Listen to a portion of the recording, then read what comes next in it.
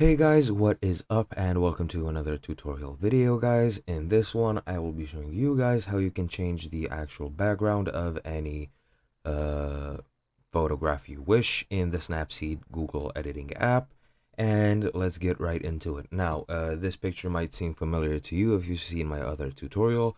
I did a healing tutorial on this exact same person. This is a random photo that I got off of Google Images. However, this guy had a scar before I unquote fixed it, and yeah, now I'm gonna use it since it's a perfect example for a background editing tutorial, since there's not a lot happening. Yeah, let's just get right into it without any wasted time.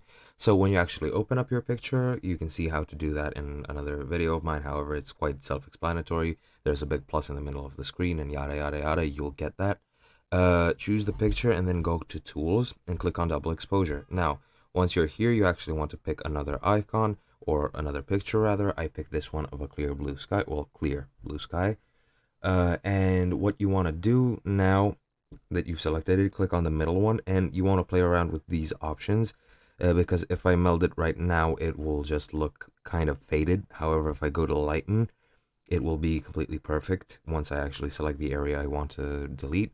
And you have to play around with these depending on the actual thing you want to edit. If you're editing some darker stuff, then go to darken or subtract. If you want some lighter stuff, go to lighten. I chose lighten and click the check mark.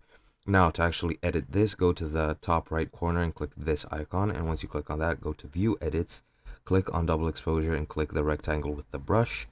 This is the stacks brush, and make sure double exposure is 100%. And what you want to do now is just select the area you want to let's say merge with the other, or replace with a background rather.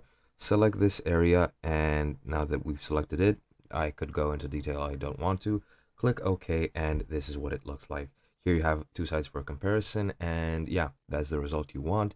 I hope you found this helpful, and I'll see you in another video.